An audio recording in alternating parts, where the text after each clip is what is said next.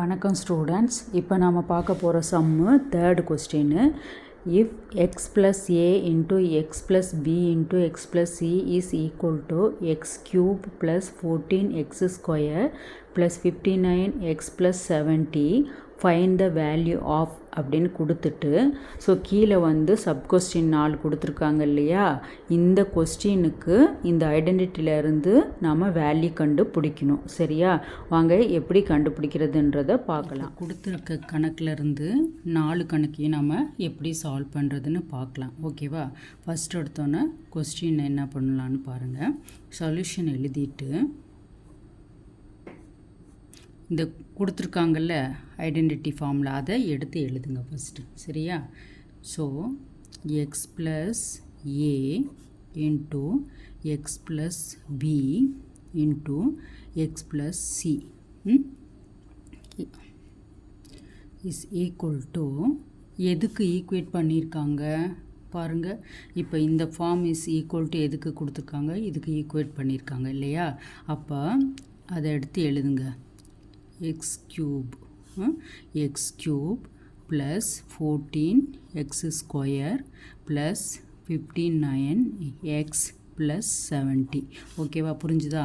இப்போது ஃபஸ்ட்டு நம்ம என்ன பார்க்கணும் அப்படின்னா, இந்த ஐடென்டிட்டி இருக்குல்ல, இதோட எக்ஸ்பெண்டன்ட் ஃபார்ம் எடுத்து எழுதணும். சரியா? இது இஸ் ஈக்குவல் டு இது, அந்த ஃபார்ம் எழுதினா தான் நமக்கு சப் கொஸ்டினில் வந்து ஏ ப்ளஸ் பி ப்ளஸ் சி இந்த ஃபார்மெல்லாம் நம்ம கண்டுபிடிக்க முடியும். சரியா? அதனால் இதுக்கு கீழே இதோட எக்ஸ்பென்ஷன் எழுதணும். ஓகே, என்ன வரும்?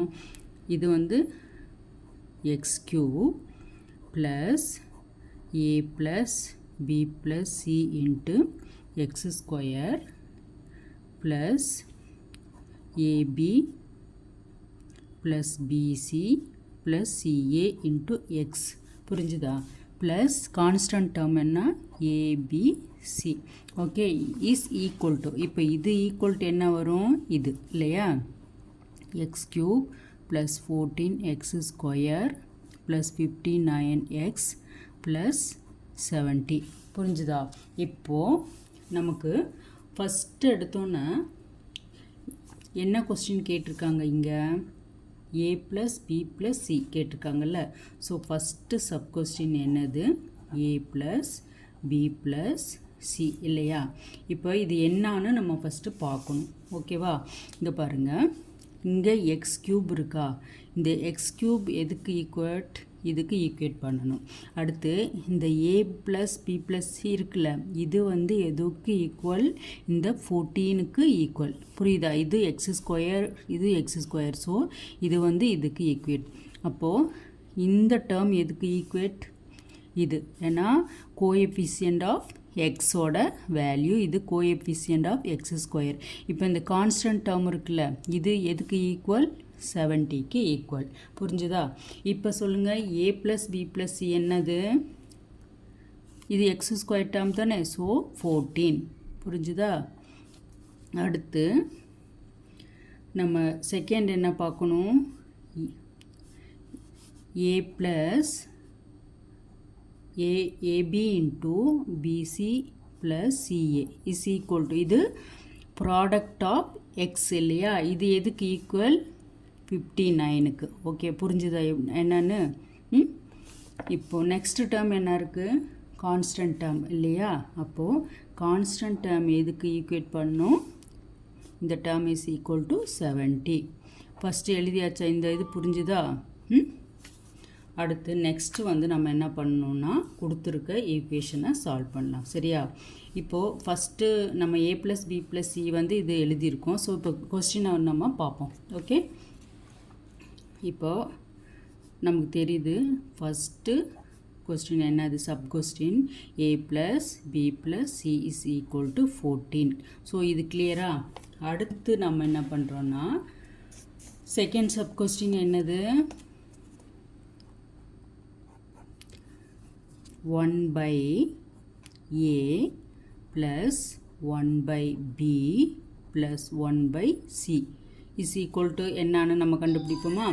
இப்போது இதை டைரெக்டாக நம்மளால் பண்ண முடியுமா? முடியாது. ஏன்னா ஆல் த டினாமினேட்டர் இருக்குல்ல, இது டினாமினேட்டர் எல்லாமே டிஃப்ரெண்ட்டாக இருக்குது இல்லையா. சேமாக இருந்தால் நம்ம எல்லாத்தையும் ஆட் பண்ணலாம், ஆனால் டிஃப்ரெண்ட்டாக இருக்கனால என்ன பண்ணணும், எல்சிஎம் எடுக்கணும் இல்லையா. எல்சிஎம் எடுத்தால் என்ன வரும்னு பாருங்கள், ஏபிசி இல்லையா, இதோட ப்ராடக்ட் தானே எல்சிஎம்.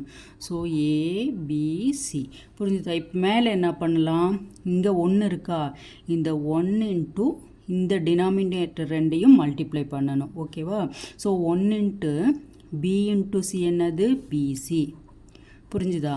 செகண்டு இங்கே ப்ளஸ் இருக்கா, ஸோ ப்ளஸ் 1 இருக்கா, 1 இன்ட்டு இதையும் டினாமினேட்டரை மல்டிப்ளை பண்ணணும்.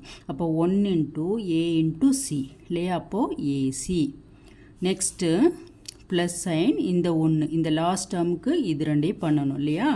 1 இன்ட்டு ஏபி புரிஞ்சுதா எப்படி எல்சிஎம் எடுக்கணும்னு. அடுத்து இப்போ இங்கே என்ன இருக்குது, ஏபி, இது ப்ராப்பர் ஆர்டரில் தான் இங்கே இருக்குல்ல. Ab plus PC plus CA is equal to எவ்வளோ, 59. ஸோ இதுவும் சேம் தானே. ஸோ ஈக்குவல் டு 59 பை இது என்னது, கான்ஸ்டன்ட் டேர்ம். ஸோ இந்த கான்ஸ்டன்ட் டேர்ம் எவ்வளோ, 70. புரிஞ்சுதா எப்படி இந்த கொஸ்டின் செய்யணும்னு புரிஞ்சுதா. இப்போ தேர்டு கொஸ்டின் வந்து சப் கொஸ்டின்னு என்ன கொடுத்துருக்காங்க, a square plus b square plus c square இல்லையா. A square plus b square plus c square. So இந்த கொஸ்டின் கொஞ்சம் உங்களுக்கு டிஃபிகல்ட் மாதிரி இருக்கும், ஏன்னா நீங்கள் இதோட ஃபார்மை தெரிஞ்சு வச்சுருக்கணும் சரியா. A square plus b square plus c ஸ்கொயரோட ஃபார்ம் என்னது, a plus b plus c the whole square minus 2 into AB plus CA plus BC AB plus BC plus CA ஓகேவா. ஸோ ஆல்ரெடி நம்ம வீடியோவில் எல்லா ஐடென்டிட்டியோட எக்ஸ்பென்ஷன் ஃபார்மும் நான் கொடுத்துருக்கேன், அதை போய் லேர்ன் பண்ணிக்கோங்க. அப்போது வந்து உங்களுக்கு ஈஸியாக ஐடென்டிட்டியை கற்றுக்கலாம் சரியா. ஸோ இப்போது இதோட எக்ஸ்பென்ஷன் ஃபார்ம் இதுவா. ஸோ இதில் என்ன இப்போ அப்ளை பண்ணணும், ஏ ப்ளஸ் பி ப்ளஸ் சின்றது என்னது நமக்கு ஆல்ரெடி தெரியும், 14 இல்லையா. அப்போ 14 ஸ்கொயர் மைனஸ் 2 இன்ட்டு இது ஃபார்முலாலேயே வரட்டும் இல்லையா. இதோட வேல்யூ என்னது, 59 இல்லையா.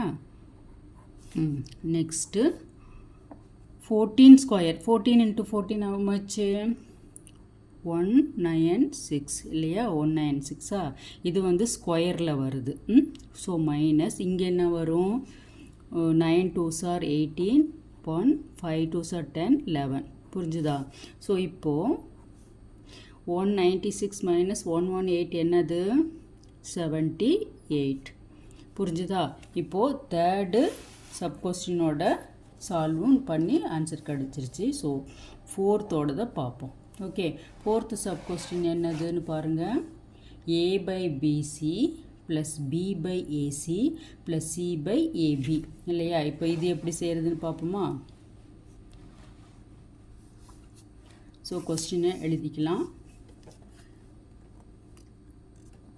ஏ by b c plus b by a c plus c by a b புரிஞ்சுதா.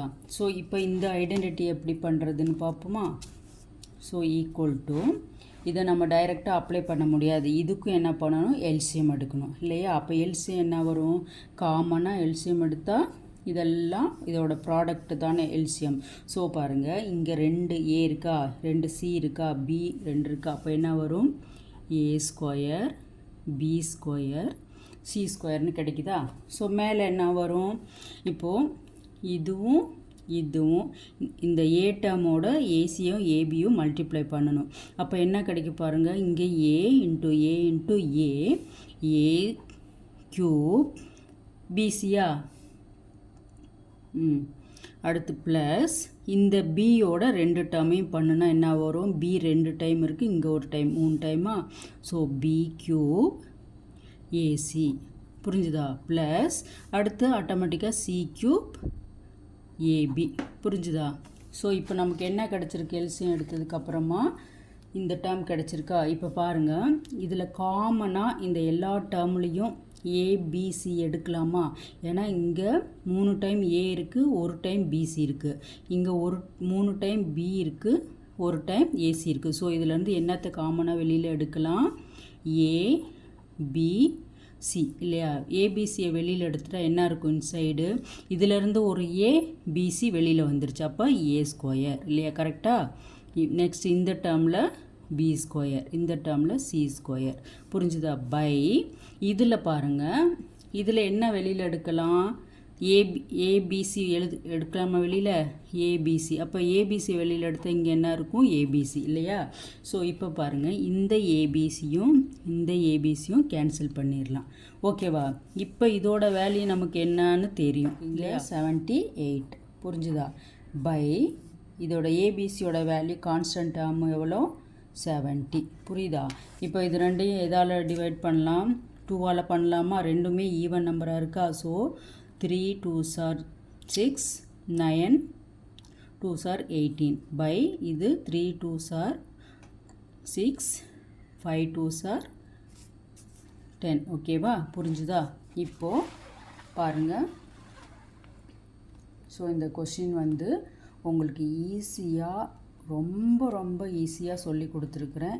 ஸோ இதில் உங்களுக்கு டவுட்டு வர்றதுக்கு சான்ஸே இல்லை. ஸோ இந்த வீடியோ உங்களுக்கு பிடிச்சிருந்துச்சின்னா உங்கள் ஃப்ரெண்ட்ஸுக்கெல்லாம் ஷேர் பண்ணி நல்லபடியாக மேக்ஸை ஈஸியாக எப்படி லேர்ன் பண்ணுறதுன்றதை கற்றுக்குங்க. ஓகேவா?